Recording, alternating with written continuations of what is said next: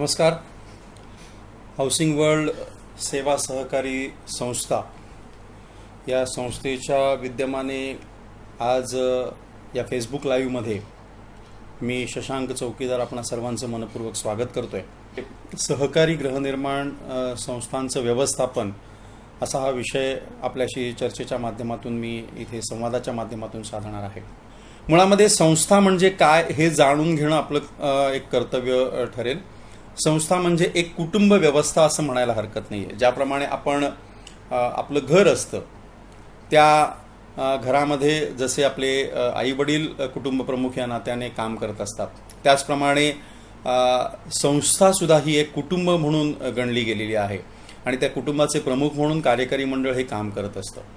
मुळामध्ये आजच्या या चर्चासत्रामध्ये या कार्यकारी मंडळाचं काम काय असणार आहे, कार्यकारी मंडळाचे जे पदाधिकारी असतील त्यांचं काम काय असणार आहे, त्यानंतर व्यवस्थापनामध्ये या कार्यकारी मंडळाचा सहभाग कसा असू शकेल, सभासदांचा सहभाग कसा असू शकेल, सभासदांना काय काम करणं गरजेचं आहे, कार्यकारी मंडळाला काय काम करणं गरजेचं आहे, आजच्या या व्यवस्थापनाच्या चर्चासत्राच्या माध्यमातून मी तुम्हाला थोडीशी माहिती देणार आहे.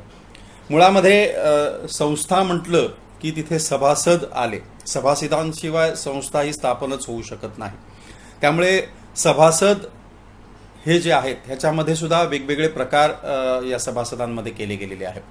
मग त्यामध्ये मूळ सभासद असेल, जेव्हा संस्था स्थापन केली जाते त्या स्थापनेच्या वेळेला जे अधिकृतरित्या अर्ज दाखल करून जे सभासद होतात त्यांना संस्थेचे मूळ सभासद म्हणून गणलं गेलेलं आहे. किंबहुना त्यामध्ये या सभासदांमध्ये जी व्याख्या उपविधीच्या माध्यमातून केली गेलेली आहे ते सभासद आहेत, सहयोगी सभासद आहेत, त्यानंतर नाममात्र सभासद आहेत, क्रियाशील सभासद आहेत, अक्रियाशील सभासद आहेत, असे हे सभासदांचे प्रकार या संस्थेमध्ये गणले गेलेले आहेत. किंबहुना संस्था ही जी काही प्रगतीपथावरती जात असते किंवा संस्था जी चालत असते किंवा कार्य करत असते ती सभासदांच्या सहकार्याशिवाय कार्य करूच शकत नाही, असं एक प्रांजळ मत या सहकाराच्या तत्वामध्ये गणलं गेलेलं आहे. जर सभासदांनी सहकार दिलाच नाही किंवा सभासदांनी सहकार्य केलंच नाही ही संस्था पुढे जाऊच शकणार नाही. त्यामुळे आपण संस्थेच्या व्यवस्थापनामध्ये सभासदांचा सहभाग, संस्थेच्या व्यवस्थापनामध्ये कार्यकारी मंडळाचा सहभाग याच्यावरती आपण आज थोडंसं प्रकाश टाकणार आहोत. मुळामध्ये आपण पहिलं जे सेगमेंट आहे या चर्चासत्रामधलं ते संस्थेच्या व्यवस्थापनामध्ये सभासदांचा सहभाग या विषयावरती थोडंसं चर्चा केली तर मला वाटतं काही बाबगं ठरणार नाही. मुळामध्ये सभासदांनी संस्था चालवणं आणि सभासदांनी एकत्र येऊन संस्था चालवणं हे अत्यंत महत्त्वाचं आहे. सभासद ज्या वेळेला संस्थेचे सभासद होतात आणि त्या सभासदांच्याच माध्यमातून त्यांचं कार्यकारी मंडळ निवडलं जातं त्यावेळेला सभासदांचंही तितकंच दायित्व ठरतं की जे आपण कार्यकारी मंडळ निवडून देत आहोत किंवा ज्या आपल्या सभासदांच्या माध्यमातून जे कार्यकारी मंडळ तिथे निवडलं जाणार आहे ते कार्यकारी मंडळ आपली संस्था चालवण्यासाठी तितकं तत्पर आहे का. त्यामुळे सभासदांचं महत्त्वाचं कर्तव्य असं असणार आहे की जे आपण कार्यकारी मंडळ सदस्य किंवा जे आपण सभासद कार्यकारी मंडळावरती निवडून देणार आहोत त्यांची कॅपॅसिटी किंवा त्यांची ती कार्यतत्परता तितकी आहे का. त्यामुळे सभासदांचं एक महत्त्वाचं कर्तव्य होतं की जे कार्यकारी मंडळावरती निवडून देणारे जे सभासद आहेत ते त्या पद्धतीने निवडून देण्याचं काम हे सभासद करत असतात. बरं, हे कार्यकारी मंडळावरती निवडून दिलेल्या सभासदांवरती अंकुश ठेवण्याचं कामही या सभासदांचं असणार आहे. या सभासदांना जी हक्क आणि कर्तव्य दिलेली आहेत तीही अत्यंत महत्त्वाची आहे.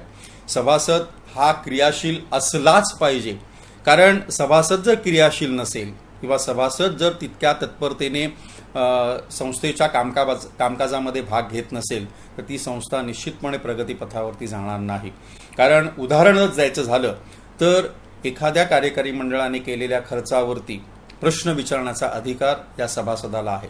एखादं कार्यकारी मंडळ बेजबाबदारपणे जर खर्च करत असेल आणि त्याच्यावरती जर सभासदांचा अंकुश नसेल तर मला वाटतं इथे सभासद आपल्या हक्क आणि कर्तव्यापासून लांब पळत आहेत असं म्हणायला हरकत नाही आहे. किंबहुना जो बेकायदेशीर झालेला खर्च आहे किंवा बेकायदेशीर करत असलेलं कार्यकारी मंडळ खर्च करत असेल त्याच्यावरती अंकुश ठेवण्याचं काम हे सभासद करत आहे.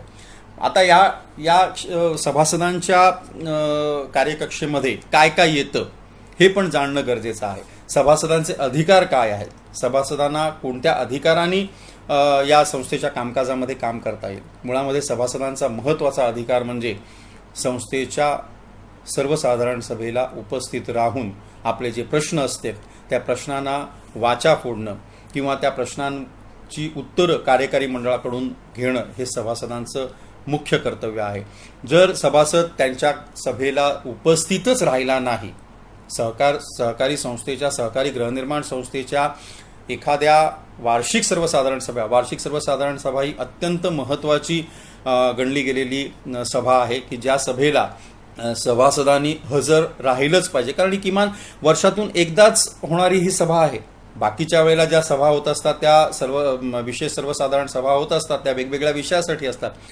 कारण 97व्या घटना दुरुस्तीनुसार जो सभासद संस्थेच्या 5 वर्षाच्या कालावधीमध्ये एकदाही सभेला हजर राहत नाही त्याला अक्रियाशील सभासद म्हणून गणलं गेलेलं आहे आणि मग तो त्याच्या हक्क कर्तव्यापासून थोडासा लांब जाऊ शकतो. त्यामुळे सभासदांचं महत्त्वाचं कर्तव्य आहे की या सभेला हजर राहून प्रश्न उपस्थित करणे, त्या प्रश्नांची उत्तरं सचिवांकडून, अध्यक्षांकडून किंवा कार्यकारी मंडळांकडून मागून घेणं किंवा त्याच्यावरती चर्चासत्रामध्ये भाग घेणं ह्या सभासदांचं मुख्य कर्तव्य आहे.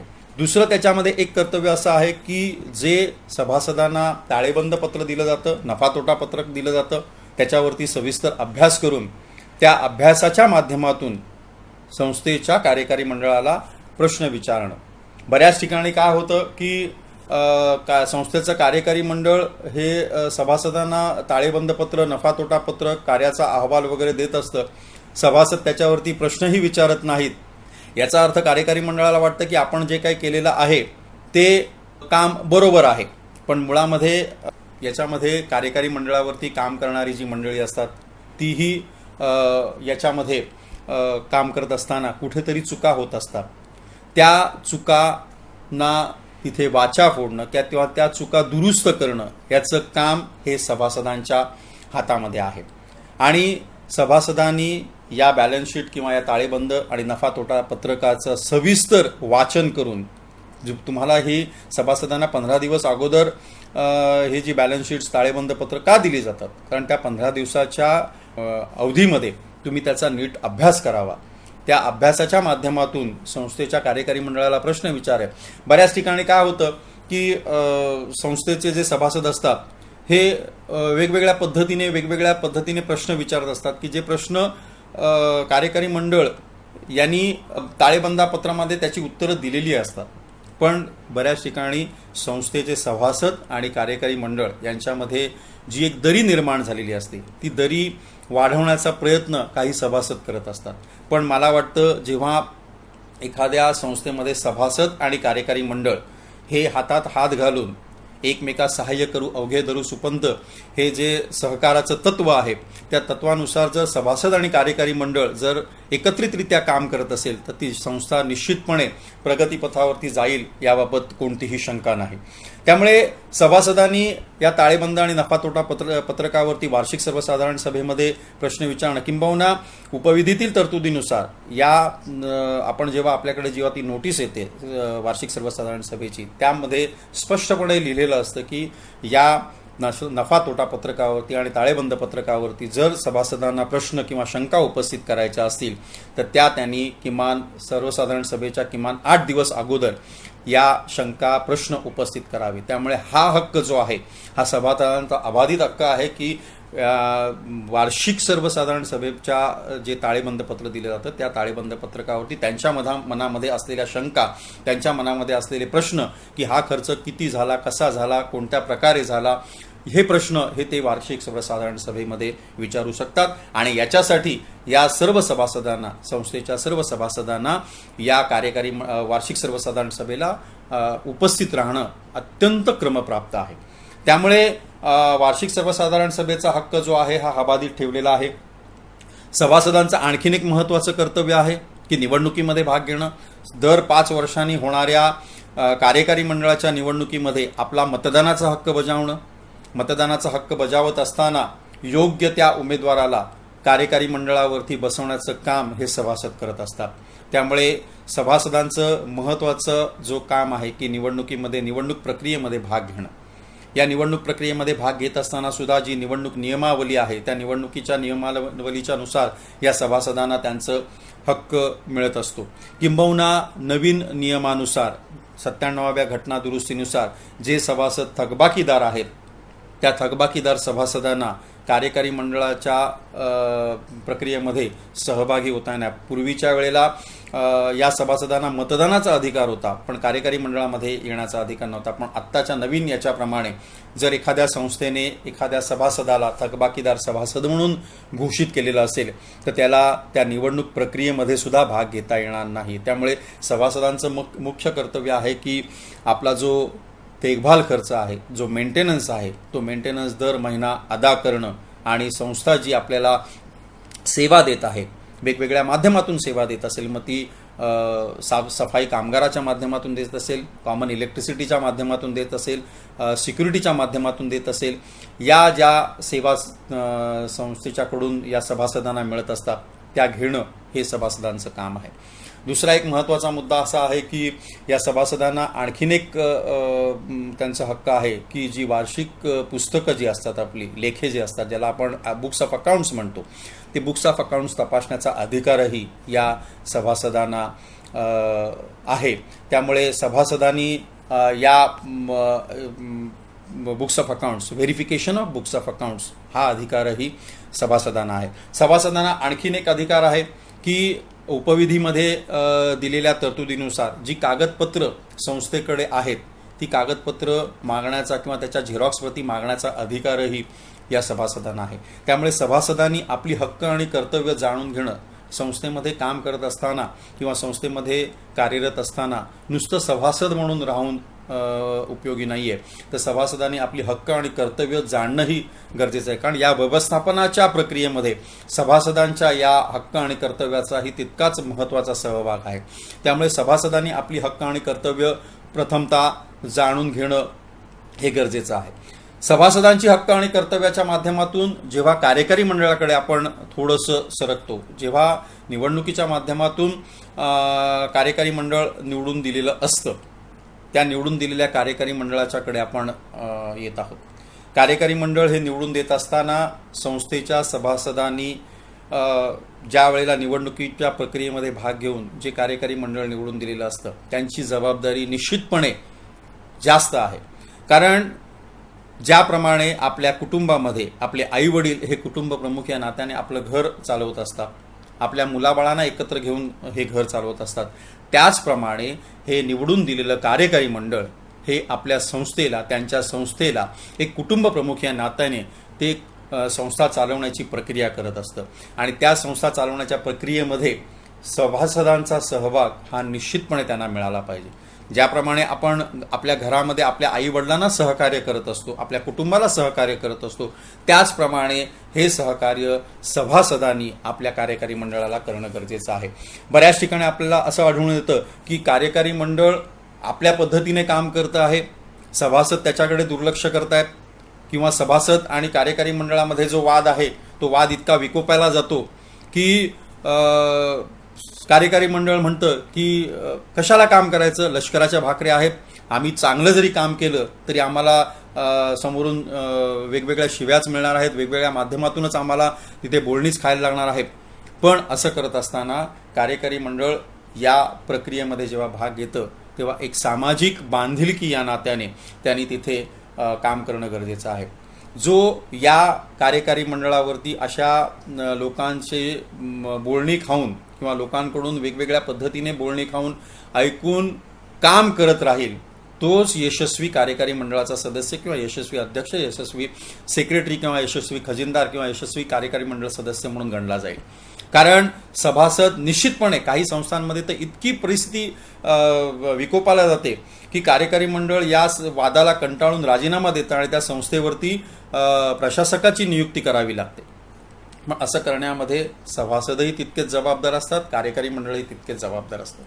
त्यामुळे सभासदांचं जे हक्क आहे की कार्यकारी मंडळ जे निवडून दिलेलं आहे त्या निवडून दिलेल्या कार्यकारी मंडळालाही सहकार्य करणं, कारण त्याचा व्यवस्थापनामध्ये अत्यंत महत्त्वाचा सहभाग या कार्यकारी मंडळाचा पण आहे. आणि हे कार्यकारी मंडळ कशा पद्धतीने काम करेल याबाबतीत सभासदांनी अंकुश ठेवणंही गरजेचं आहे.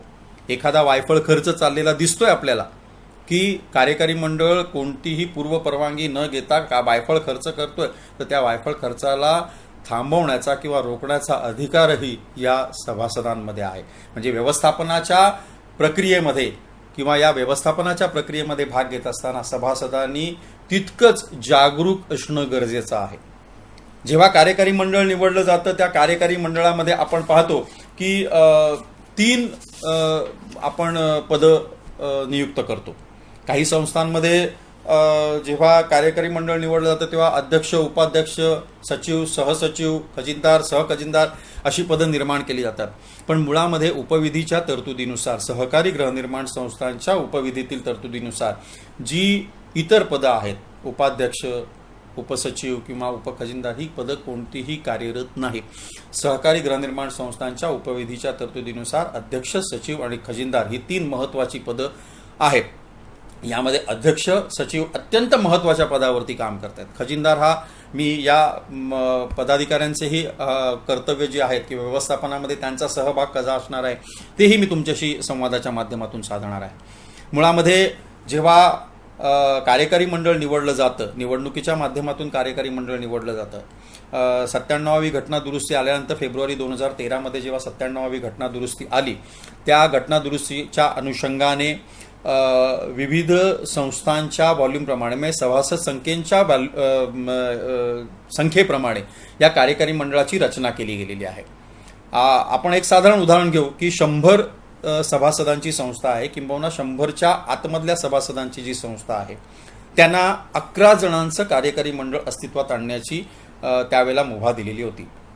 नवीन नियम जे आहेत ते नियम अजून आलेले नाही आहेत. ते नवीन नियम अजून आलेले नाही आहेत. तर ते नियम ज्या वेळेला येतील त्या नियमाच्या माध्यमातून ही संख्या कशी असेल याबाबत आत्ता बोलणं योग्य ठरणार नाहीये, कारण ते जेव्हा नियम येतील त्या नियमानुसार त्या पुढच्या निवडणुका होतील. पण पूर्वीच्या काळामध्ये म्हणजे साधारणपणे फेब्रुवारी 2013च्या नंतर म्हणजे 2014 या निवडणुकांची प्रक्रिया सुरू झाली.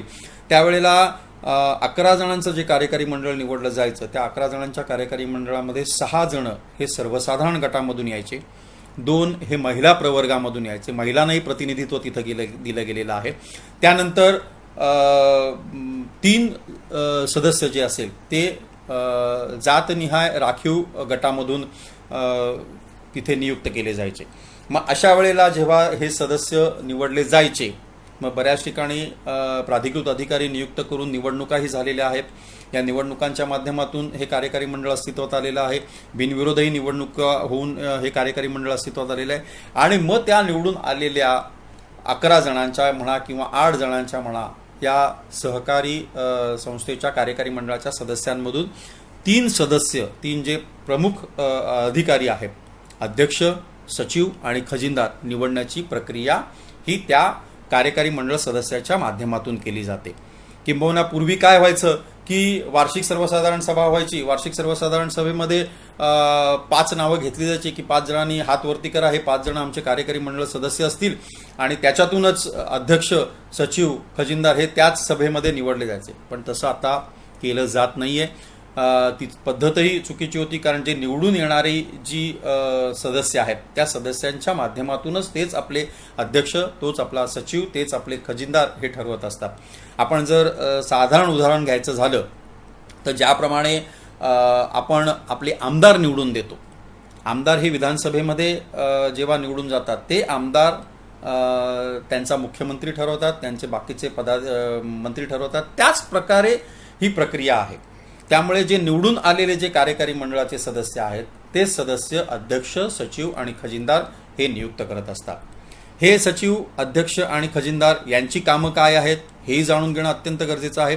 कारण बऱ्याच ठिकाणी काय होतं की अध्यक्ष हा नाममात्र राहिलेला असतो, सचिवच सगळी कामं करत असतो आणि त्यामध्ये काय होतं की थोडेसे वाद निर्माण होतात त्याच्यामध्ये, की सचिव म्हणतो मी अध्यक्षाचं काम का करावं, खजिनदार म्हणतो मी सचिवाचं काम का करावं. याच्यासाठी उपविधीने आणि कायद्याने प्रत्येक पदाधिकाऱ्यांना, प्रत्येक अधिकाऱ्याला, म्हणजे जे नियुक्त झालेले पदाधिकारी असतात त्यांना त्यांची कार्यकक्षा आखून दिली गेलेली आहे. मुळामध्ये आपण जाणून घेऊया की अध्यक्षाचं काम काय आहे. काही ठिकाणी अध्यक्ष हा नाममात्र असतो, तिथे अध्यक्ष हा नावापुरता असतो. मुळामध्ये अध्यक्षामध्ये ज्या क्वालिटीज पाहिजेत किंवा अध्यक्षामध्ये निवडून येण्यासाठी किंवा अध्यक्ष निवडून आल्यानंतर त्याच्यामध्ये जी त्याची व्यक्तिरेखा पाहिजे तेही जाणणं महत्त्वाचं आहे. अध्यक्ष हा कसा असावा की जो सर्वांना सोबत घेऊन चालणारा असावा, कंट्रोलिंग पॉवर त्याच्याकडे असावी. म्हणजे एखादी संस्था किंवा एखादी सभासदांचा समूह हा कंट्रोल करता आला पाहिजे. मुळामध्ये अध्यक्षाची मुख्य जबाबदारी काय आहे? तिची मुख्य जबाबदारी अशी आहे की अध्यक्षांनी प्रत्येक सभेचं, कार्यकारी मंडळाची सभा असेल, सर्वसाधारण सभा असेल किंवा विशेष सर्वसाधारण सभा असेल, या सभेचं अध्यक्षस्थान भूषवणं ही अध्यक्षाची महत्त्वाची आणि पहिली जबाबदारी आहे. किंबहुना जर एखाद्या वेळेस अध्यक्ष उपस्थित नसेल किंवा अध्यक्षांनी सांगितलं असेल की मी या सभेस उपस्थित राहू शकत नसेल, तर त्याच्या अनुपस्थितीमध्ये त्या सभेमध्ये तो अध्यक्ष हा, त्यामुळे अध्यक्षांनी प्रत्येक सभेचं अध्यक्षपद भूषवणं हे अत्यंत क्रमप्राप्त आहे. जर ते स्वतः अध्यक्ष त्या सभेला उपस्थित राहू शकत नसतील तर ते अध्यक्ष त्या सभेमध्ये सर्वमताने तो निवडला जातो तिथे. त्यानंतर अध्यक्षाचं महत्त्वाचं काम काय आहे की सचिवांबरोबर, सेक्रेटरीबरोबर सहयोग करून सभेचा अजेंडा किंवा सभेची जी नोटीस असते, सभेचे जे विषय असतात, त्या सभेचे विषय ठरवणे आणि त्या सभाचे नोटीस काढण्यासाठी त्यांना आदेश देणे किंवा त्यांना सांगणं. आदेश देणं म्हणण्यापेक्षा आपण त्या सचिवांना आपण अध्यक्षाच्या सहकार्याने ती सचिव सभेचं परिपत्रक काढत असतो.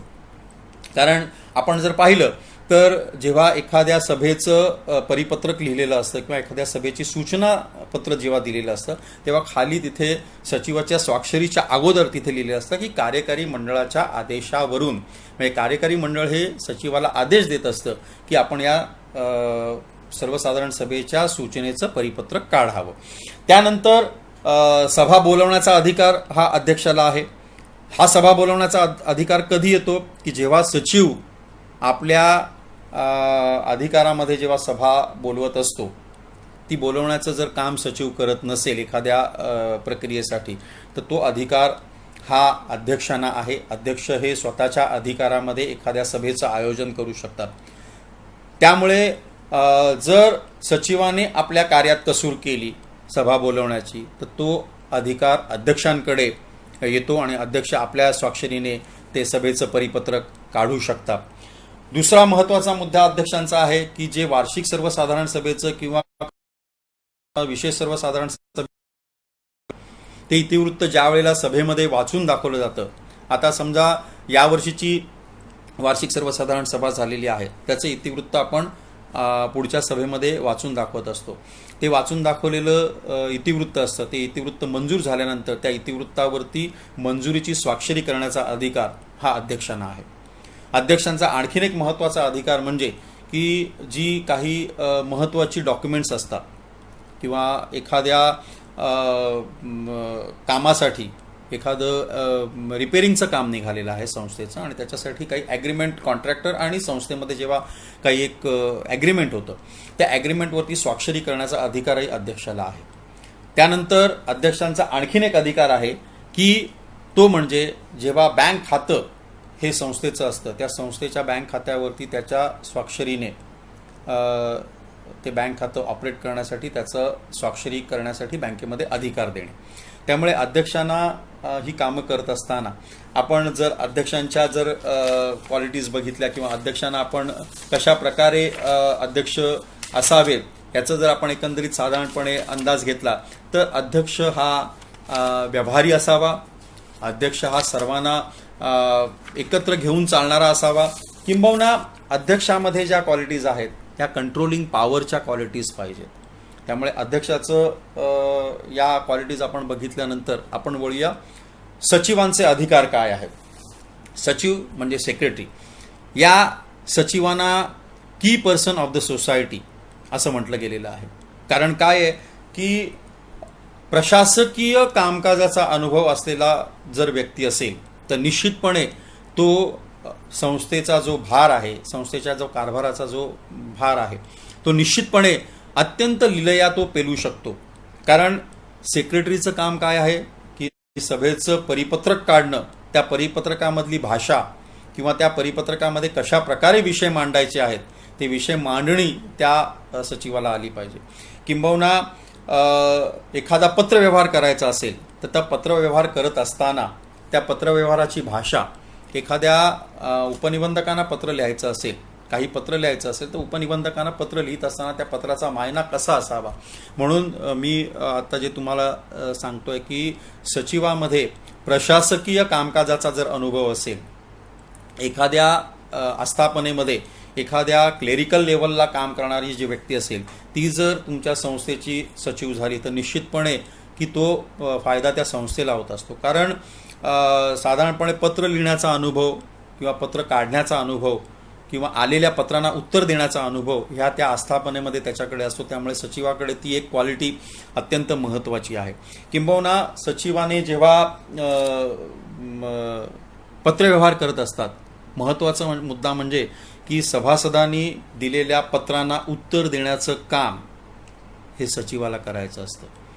एखाद्या सभासदांनी एखादं पत्र सचिवाकडे किंवा कार्यकारी मंडळाकडे आणून दिलं तर त्या पत्रावरती कशा प्रकारे उत्तर द्यायचं याचं ज्ञान हे सचिवाला असलं पाहिजे. त्यामुळे पत्रव्यवहाराचं ज्ञान हे अत्यंत महत्त्वाचं या सचिवाच्या कारकिर्दीमध्ये गणलं गेलेलं आहे. त्यानंतर आणखीन एक महत्त्वाचा मुद्दा म्हणजे की संस्थेचे जे लेखे असतात, वार्षिक सर्वसाधारण सभेच्या अगोदर आपण जे अकाउंट्स पुरे करत असतो ते अकाउंट्स पूर्ण करण्यासाठी उपविधीने कायद्याने तुम्हाला काही बंधनं दिलेली आहेत, काही दिवस वेळ दिलेली आहे. आत्ता आपण जर बघितलं तर मार्च महिना संपल्यानंतर 45 दिवसाच्या आत तुम्हाला तुमचे अकाउंट्स पूर्ण करून घेणं गरजेचं आहे. म्हणजे 31 मार्च संपल्यानंतर 15 मेच्या आत तुमचे अकाउंट्स पूर्ण झाले पाहिजे. ही जबाबदारी निश्चितपणे सचिवाची आहे. सचिवाने ते खजिनदाराकडून हिशोब घेऊन ते पूर्ण करून घेण्याचं, आपल्या लेखापालाकडून पूर्ण करून घेण्याची जबाबदारी त्याच्याकडे आहे. त्यानंतर 31 जुलैपर्यंत तुम्हाला त्याचं ऑडिट, त्याचं लेखापरीक्षण, जो लेखापरीक्षक तुमच्या सर्वसाधारण सभेमध्ये नियुक्त केला गेलेला आहे त्या लेखापरीक्षकाकडून ते लेखापरीक्षण करून घेणं आणि ते ऑडिट कंप्लीट करून घेणं हे काम सचिवाचं आहे. त्यामुळे हे 2 टप्पे जे आहेत, हिशोब लिखाण आणि हिशोबाचं लेखापरीक्षण करून घेणं, हे 2 महत्त्वाचे मुद्दे हे सचिवाच्या कार्यभारामध्ये येत असतात. ते झाल्यानंतर जे ऑडिट करून घेतलेलं आहे किंवा प्रायर टू ऑडिट रफ जेव्हा बॅलन्स शीट्स तुमच्याकडे येते, ऑडिट केल्यानंतर, ऑडिट झाल्यानंतर एक ड्राफ्ट ऑडिट रिपोर्ट जो असतो, तो ड्राफ्ट ऑडिट रिपोर्ट हा संस्थेकडे आल्यानंतर सचिवाचं काम आहे की कार्यकारी मंडळाच्या सभेमध्ये तो ड्राफ्ट ऑडिट रिपोर्ट आणि बॅलन्स शीट ही मंजूर करून घेणं आणि ती झाल्यानंतर त्याचं ऑडिट पूर्ण करून घेणं, 31 जुलैच्या आत हे ऑडिट कंप्लीट करून घेणं आणि 30 सप्टेंबरच्या आत त्याची सभा आयोजित करणं, हे काम सचिवाचं आहे. त्यामुळे वार्षिक सर्वसाधारण सभेची जी पूर्वतयारी आहे, ही पूर्वतयारी ही सचिवाच्या माध्यमातूनच केली जाते. त्यामुळे सचिवांनी ही जी जबाबदारी असते, ही जबाबदारी बऱ्याच वेळेला अत्यंत चांगल्या पद्धतीने पार पाडतात. पण काही ठिकाणी असं आढळून आलेलं आहे की 30 सप्टेंबरच्या आत सचिव म्हणा किंवा कार्यकारी मंडळ म्हणा की 30 सप्टेंबरच्या आत सभा लावतच नाही. मुळामध्ये नवीन कायद्यातील तरतुदीनुसार तुम्हाला 30 सप्टेंबर नंतर वार्षिक सर्वसाधारण सभा घेण्याचा अधिकार नाही.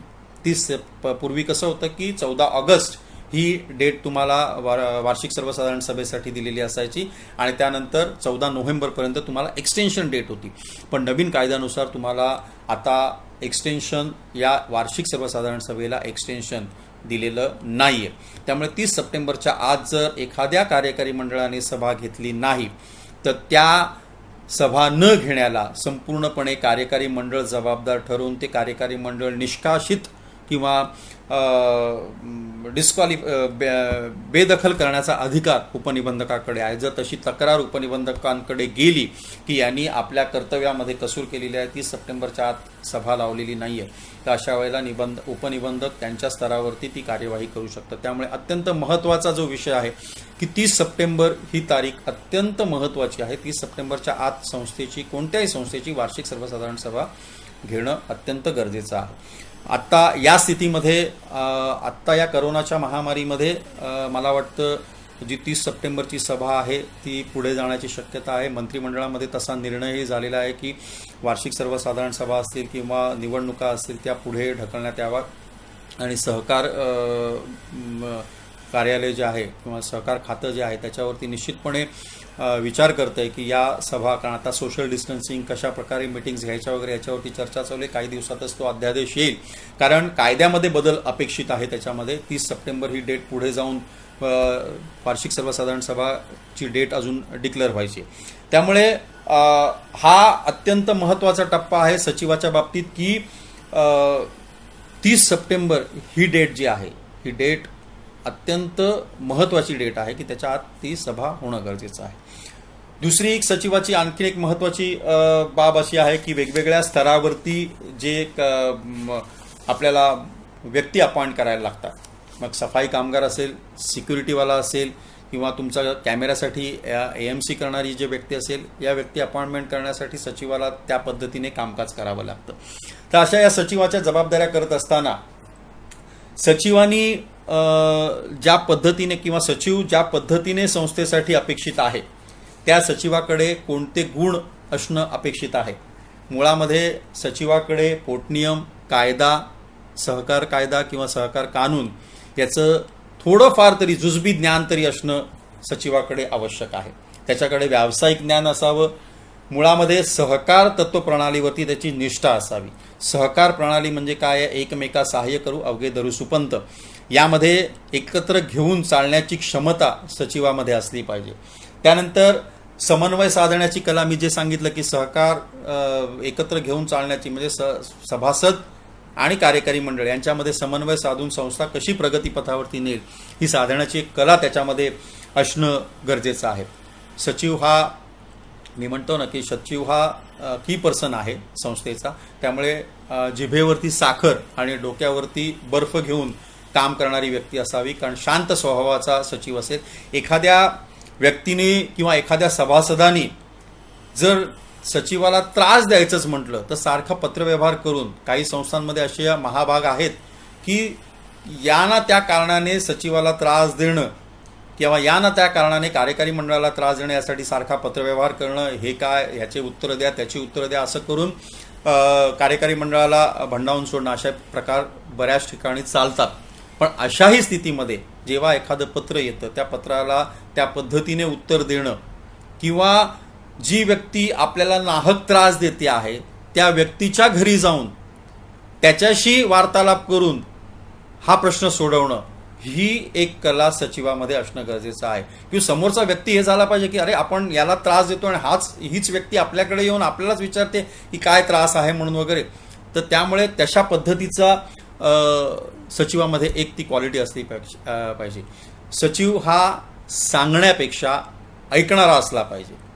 तुम्ही सचिवांनी ऑर्डर देण्यापेक्षा सभासद जे काय सांगतायत ते ऐकून घेऊन त्याच्यावरती प्रक्रिया करणारा सचिवाची एक क्वालिटी असणं पाहिजे. त्याच्यानंतर त्याच्यामध्ये आणखीन एक महत्त्वाचा भाग असतोय की समूह निर्णयाचा आदर करणारा असला पाहिजे.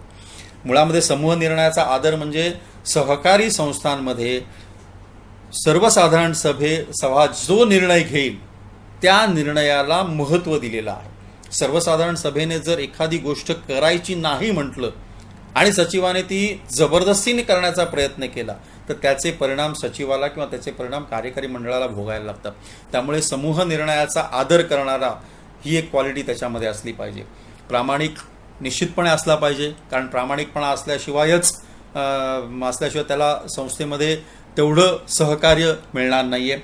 उत्तम व्यवस्थापकीय ज्ञान असणारा असला पाहिजे, की व्यवस्थापकीय ज्ञान मी का म्हणतोय की प्रशासकीय कामकाजाचा जो भाग आहे तो प्रशासकीय कामकाजाचा भाग हा सचिव पातळीवरती केला जातोय.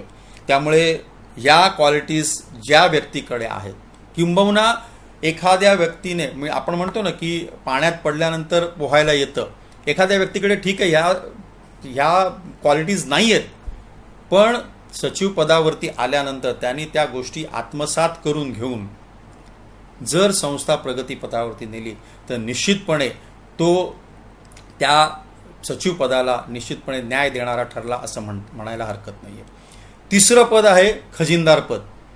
अर्थात अर्थ खातं जे आहे, संस्थेचं जे अर्थव्यवहार आहेत, त्या अर्थव्यवहार सांभाळण्याचा अधिकार या खजिनदार पदाकडे आहे. या खजिनदाराचं काम तसं थोडंसं कमी आहे या दोन्ही व्यक्तींपेक्षा, कारण आपण बघितलं की अध्यक्षांना कंट्रोलिंग पॉवर आहे, सचिवांना प्रशासकीय ज्ञानामध्ये किंवा प्रशासकीय कामकामाचे भरपूर काम आहेत. खजिनदाराकडे मासिक देखभाल खर्च जमा करणं, तो बँकेमध्ये भरणं, कॅश जी काय असेल किंवा रोखीचे व्यवहार जे असतील, पगार देणं वगैरे, हे जे काय रोखीचं जे आहे त्याचा हिशोब संपूर्णपणे ठेवणं आणि त्याचा हिशोब संपूर्णपणे ठेवून सर्वसाधारण कार्यकारी मंडळामध्ये त्याचं सादरीकरण करणं किंवा सचिवाच्या माध्यमातून त्याचे संपूर्ण हिशोब बनवून ते ऑडिटला देणं, हा थोडासा खजिनदाराचा थोडासा कमी भाग आहे याच्यामध्ये. किंबहुना पूर्वीच्या काळी खजिनदार हे पद अस्तित्वातच नव्हतं, उपविधीमध्ये खजिनदार पदच नव्हतं. हे नवीन जेव्हा उपविधीमध्ये आले तेव्हा त्या खजिनदार पदाला तिथे एक तत्वता मान्यता देण्यात आली आणि ती खजिनदार पद हे निर्माण झालं. असं हे 3 पदं जी आहेत, या 3 पदांच्या बरोबर जे कार्यकारी मंडळ सदस्य म्हणून जे काम करतात त्यांचंही काम अत्यंत महत्त्वाचं आहे. कारण ज्याप्रमाणे संपूर्ण कार्यकारी मंडळावरती अंकुश ठेवण्याचं काम सभासद करत असतात, त्याचप्रमाणे अध्यक्ष, सचिव आणि खजिनदार यांच्यावरती अंकुश ठेवण्याचं काम हे कार्यकारी मंडळाचे जे सदस्य असतात ते सदस्य करत असतात. त्यामुळे या सदस्यांनीही तितकंच जागृत असलं पाहिजे की अध्यक्ष, सचिव आणि खजिनदार हे बनमानी पद्धतीने तर काम करत नाही आहेत ना, आपापले निर्णय स्वतःच कोणती कार्यकारी मंडळाची सभा न घेता निर्णय प्रक्रियेमध्ये सहभागी होत नाही आहेत ना, हेही जाणणं या कार्यकारी मंडळाच्या सदस्यांचं काम आहे. त्यामुळे ज्याप्रमाणे मी मगाशी पहिल्या टप्प्यात सांगितलं की सभासदांचं जे हक्क कर्तव्य आहे, मॅनेजिंग कमिटी, कार्यकारी मंडळ कंट्रोल करणं, त्यानंतर अध्यक्ष, सचिव आणि खजिनदारांचे जे कामं सांगितली ती कामं करत असताना त्यांना कंट्रोल करण्याचं काम हे कार्यकारी मंडळाच्या सदस्यांवरती आहे. त्यामुळे संस्थांमध्ये काम करत असताना ही 3 पदं अत्यंत महत्त्वाची आहेत की ज्या 3 पदाच्या माध्यमातून आपण संस्थेच्या कामकाजाला एका वेगळ्या प्रगतीपथावरती नेण्याची क्षमता बाळगू शकतो. यानंतर हे पदाधिकाऱ्यांचं व्यवस्थापनामधला सहभाग झाल्यानंतर काही वेगवेगळे टप्पे आहेत की ज्या टप्प्यांमध्ये आपल्याला कामकाज करावं लागतं. काही साधारण छोटे छोटे मुद्दे आहेत ते मी तुमच्याशी या संवादाच्या माध्यमातून सांगू इच्छितो की ज्याच्यामध्ये आपण बऱ्याच वेळेला आम्ही जेव्हा संवाद साधत असतो तेव्हा संवाद साधत असताना आम्हाला काही प्रश्न येत असतात की उपविधी मंजुरी कशी करून घ्यायची. मुळामध्ये उपविधी मंजुरी करून घेत असताना यासाठी जो नवीन उपविधी आलेला आहे किंबहुना आता जे नवीन नियमावली तयार होते त्याचे उपविधी येणं अजून प्रलंबित आहे, पण एखाद्या संस्थेला उपविधीमध्ये काही बदल करायचा असेल किंवा उपविधीमध्ये कायद्याच्या कक्षेत राहून जर बदल करायचा असेल, लक्षात घ्या की महाराष्ट्र सहकार कायदा जो आहे त्या कायद्याच्या कक्षेला अनुसरून तुमच्या उपविधीमध्ये बदल असला पाहिजे. तो जर बदल करायचा असेल तर संस्थेच्या कार्यकारी मंडळाने एका विशेष सर्वसाधारण सभेचं आयोजन करावं लागतं. त्या विशेष सर्वसाधारण सभेच्या आयोजनामध्ये आपण उपविधीमध्ये कोणता बदल करणार आहोत, या उपविधीमध्ये एखाद्या उदाहरण घ्यायचं झालं तर एखाद्या संस्थेच्या नावामध्ये बदल करायचा आहे तर त्या नावामध्ये बदल करण्याचा जो ठराव असतो तो तिथे तुम्हाला लिहावा लागतो. आपण पाहत असतो की बऱ्याचशा पतसंस्थांमध्ये असे उपविधीमध्ये जेव्हा बदल केले जातात तेव्हा त्यांच्या वार्षिक सर्वसाधारण सभेच्या पत्रिकेमध्ये उपविधीमध्ये कोणते बदल केले जाणार आहेत, कोणते बदल अपेक्षित आहेत, त्याची एक स्टेटमेंट टाईप असं आपण त्याच्यात तयार केलेलं असतं आणि ते सर्वसाधारण सभेमध्ये ठेवलं जातं. त्याच पद्धतीने एखाद्या विशेष सर्वसाधारण सभेमध्ये आपण उपविधीमध्ये जे बदल करणार आहोत त्या बदलाचा अजेंडा जो असतो किंवा सूचनापत्र असतं त्या सूचनापत्रात लिहून तो आपण उपविधीमध्ये बदल करण्याचा प्रस्ताव वार्षिक सर्वसाधारण सभेमध्ये मंजूर करून घेत असतो.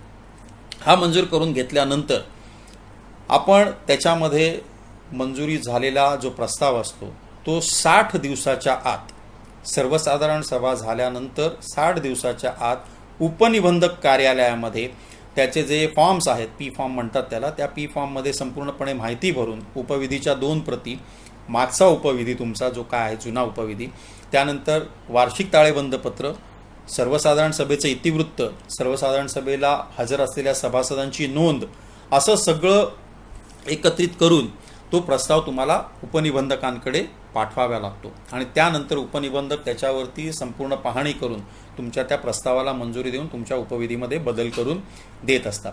जर तुमचा हा प्रस्ताव 60 दिवसाच्या आत तिथे सादर केला गेला नाही तर तुमचा उपविधीचा प्रस्ताव त्यानंतर जर तुम्ही तिथे प्रस्ताव सादर केलात तर तो प्रस्ताव तुमचा नामंजूर केला जातो. त्यामुळे उपविधीचा एक जो विषय आहे तो अत्यंत महत्त्वाचा विषय आहे की या व्यवस्थापनाच्या कार्यप्रणालीमध्ये उपविधी मंजुरी कशी करून घ्यावी हेही जाणणं आपल्याला गरजेचं आहे. दुसरा विषय आहे निवडणुका.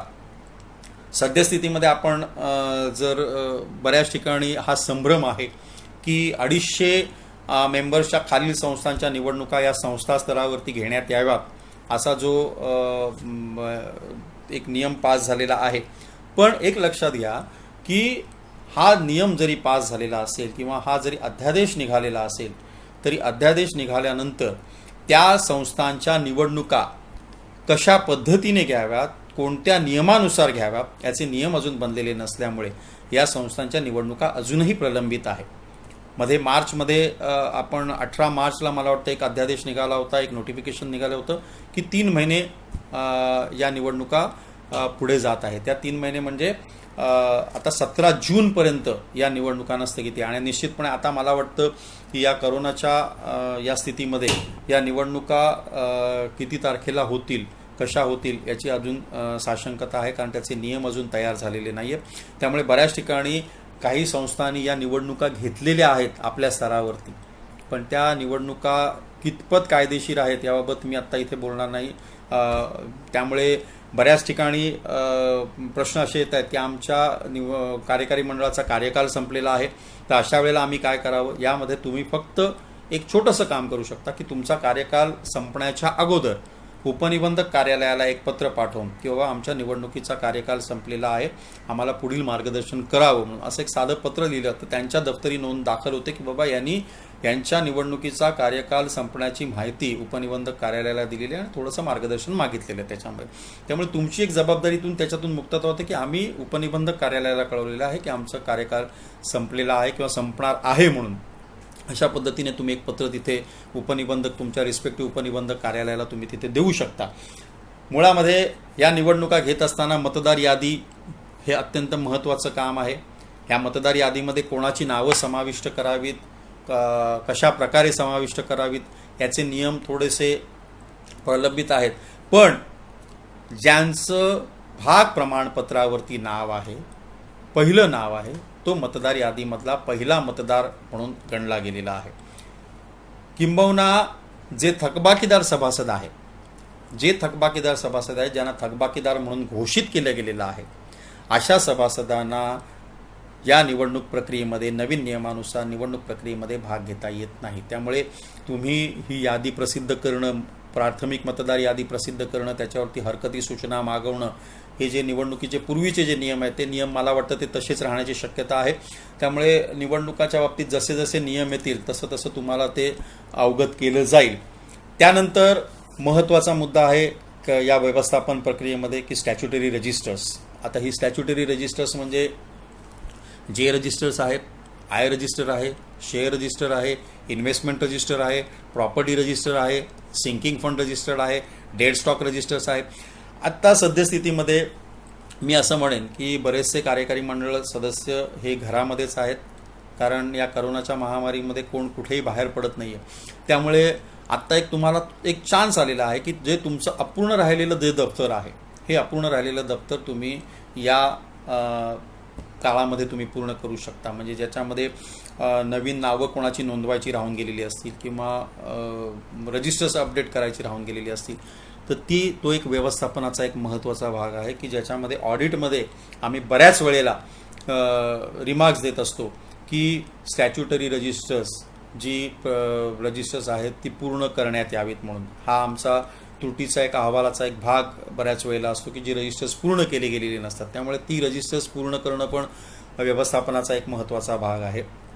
दुसरा एक महत्त्वाचा भाग आहे व्यवस्थापनाचा की बऱ्याच ठिकाणी काय होतं आहे की संस्थांमध्ये कार्यकारी मंडळ आणि सभासद ॲडमिनिस्ट्रेटर हा जो काय प्रकार आहे, प्राधिकृत अधिकारी नियुक्त करणे, याच्याबद्दल मी थोडंसं आपल्याशी संवाद साधतोय की बऱ्याच ठिकाणी काय होतं आहे की संस्थांमध्ये कार्यकारी मंडळ आणि सभासद वाद असतो. कार्यकारी मंडळ काम करायला तयार नसतं.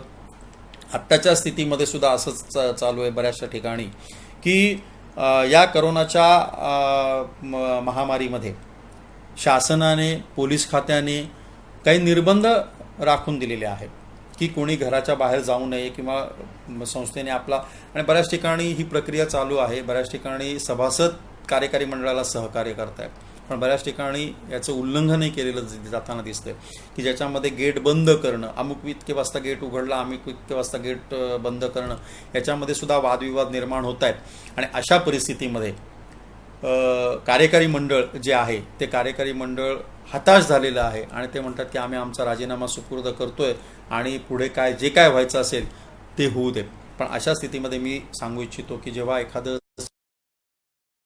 माननीय उपनिबंधकांकडे किंवा सर्वसाधारण सभेमध्ये पाठवत असतं, तेव्हा उपनिबंधक कार्यालयाकडे एकच मार्ग असतो की तुमच्या संस्थेवरती प्राधिकृत अधिकारी नियुक्त करणं. आता हा प्राधिकृत अधिकारी नियुक्त केल्यानंतर त्याची मुदतसुद्धा 6 महिन्याचीच दिलेली आहे.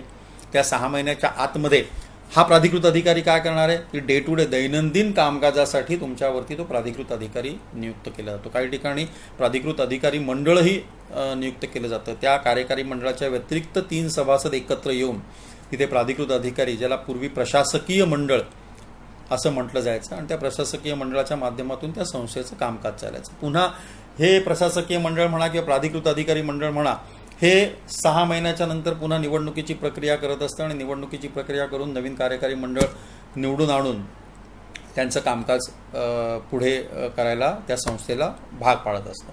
तर अशा प्रकारे ही कामं करत असताना, संस्थेचं व्यवस्थापन करत असताना, सहभाग घेत असताना आपण सभासद, कार्यकारी मंडळ हे जर एकत्र येऊन जर काम केलं तर निश्चितपणे या संस्थेच्या व्यवस्थापनाचा जो भार आहे तो निश्चितपणे हलका होईल कार्यकारी मंडळाचाही. आणि सभासद आणि कार्यकारी मंडळ हे एकत्रितरित्या येऊन काम जेव्हा करेल तेव्हा निश्चितपणे ती संस्था प्रगतीपथावरती जाईल. कोणतेही वाद त्याच्यामध्ये उत्पन्न होणार नाही. सहकारी संस्थेचं जे सूत्र आहे, एकमेका सहाय्य करू अवघे धरू सुपंत, या सूत्रानुसार जर एखादी संस्था चालवायची असेल तर दोघांनी, कार्यकारी मंडळ, अध्यक्ष, सचिव, खजिनदार आणि कार्यकारी मंडळाचे सदस्य आणि सभासद यांनी जर एकत्र येऊन जर ही संस्था चालवली तर निश्चितपणे मला वाटतं उपनिबंधक कार्यालयाचाही भार हलका होईल. कारण छोट्या छोट्या गोष्टींसाठी सुद्धा उपनिबंधक कार्यालयाचा दरवाजा ठोठवणारी मंडळी आहे. ह्याच्यामध्ये एखाद्या घरामध्ये लिकेज होत असेल, वरच्या माळ्यावरून जर खालच्या घरामध्ये लिकेज होत असेल तर त्याचीही तक्रार उपनिबंधक कार्यालयाकडे देण्याचं काम हे सभासद करत असतात. पण हे जर ही तक्रार कार्यकारी मंडळाच्या स्तरावरती जर संपुष्टात आणली तर मला वाटतं उपनिबंधक कार्यालयाचंही काम तेवढंच हलकं होईल आणि संस्थेमध्ये एक एकोपा राहून कार्यकारी मंडळाने आमचं काम केलं म्हणून तिथे कार्यकारी मंडळालाही शाबासकी दिली जाईल. तर मला वाटतं की आजच्या या संवादाच्या माध्यमातून जवळजवळ 45 मिनिटं मी तुमच्याशी या संवादाच्या माध्यमातून छोटेखानी हे व्यवस्थापन कसं असावं किंवा या व्यवस्थापनामध्ये सहभाग कसा असावा याबद्दल मी तुमच्याशी संवाद साधलेला आहे. या संस्थेच्या अश्विनीताई बुलाक, प्रवीणजी बुलाक यांनी आज या फेसबुक लाईव्हच्या माध्यमातून मला संस्थांच्या सभासदांशी संवाद साधण्याची एक जी संधी दिली त्याबद्दल मी या दोघांचेही मी मनपूर्वक आभार मानतो. आणि भविष्यामध्ये या करोनाच्या महामारीमधून आपला सर्वांची सुटका हो. सद्यस्थितीमध्ये घरी राहा सुरक्षित राहा हाच मंत्र सगळीकडे चालू आहे. त्यामुळे आपण सगळ्यांनी घरी राहा सुरक्षित राहा आणि संस्थेच्या कार्यकारी मंडळाला निश्चितपणे सहकार्य करा. संस्थेचं कार्यकारी मंडळही सभासदांना त्याचप्रमाणे सहकार्य करेल आणि संस्थेच्या व्यवस्थापनाचा जो भाग आहे तो भाग एक सभासद आणि कार्यकारी मंडळाच्या माध्यमातून निश्चितप्रमाणे प्रगतीपथावरती जाईल अशी मला खात्री आहे. या संवादाच्या माध्यमातून आपण मला जी संधी दिली त्याबद्दल मी मनपूर्वक आभार मानतो आणि या चर्चासत्रामध्ये मी माझ्या शब्दांना इथे विराम देतो. नमस्कार. जय हिंद. जय महाराष्ट्र.